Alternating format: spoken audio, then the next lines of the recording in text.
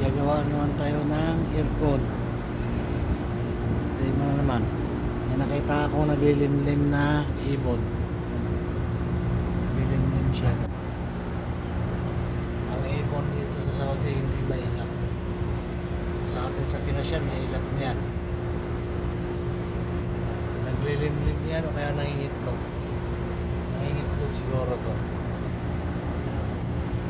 Nangingitlog siya. Bahay na siya dito sa ano ng mga aircon. Ang ginagawa ko.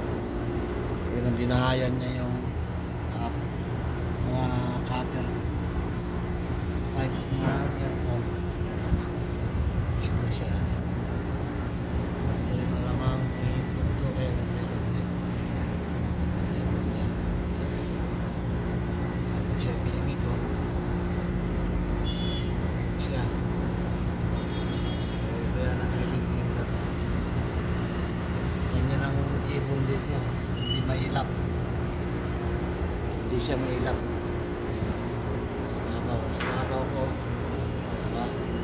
Yan lang siya sa babaw ko. Ibon. Babaw.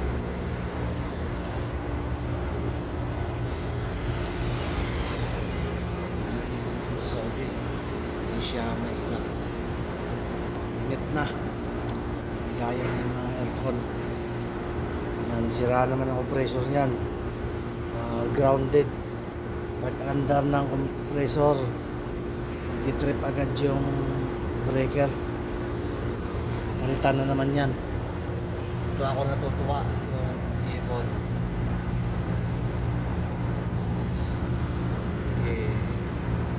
Limlim ka lang dyan o kaya kung naiitlog ka man, mag-itlog ka lang dyan.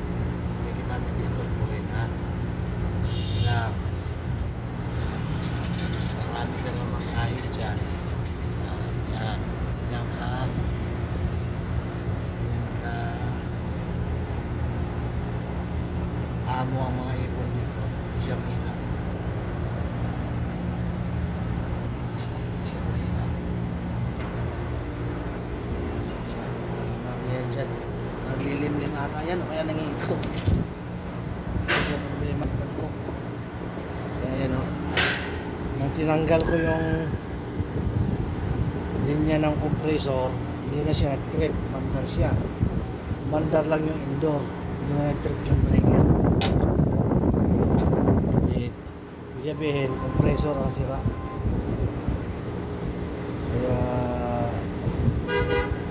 alam ko grounded na to eh. Pag sinalpa ko yan dyan, trip na naman yan. Kaya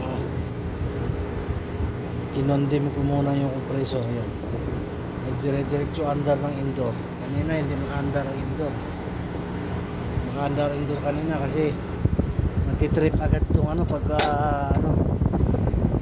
breaker niya, yung disconnecting switch niya. Pag tumitik yung contactor, nagtitrip agad yun. Ngayon tinanggal ko siya, so ibig sabihin compressor trabaho na naman. Nagtatrabaho na naman to, palit na naman ang compressor. Ang pangit kasi ng instalasyon ng mga aircon dito. Tinan mo nga, tapon na init na hangin, higupin ng isa, kaya nag-high ampere yung iba. Nag-high ampere, kaya high pressure. Nag-high pressure ng iba. Kasi yung mainit na buga nito, tatama dun sa isa. Ano, pangit na instalasyon. Parang yung consultant dito sa building na to nung ginawa to, walang alam. Kaya ganito yung mga pumayag na ganito ang instalasyon ng mga AC nila. Ngayon, ako tuloy nahihirapan ngayon. Maintenance na nahihirapan.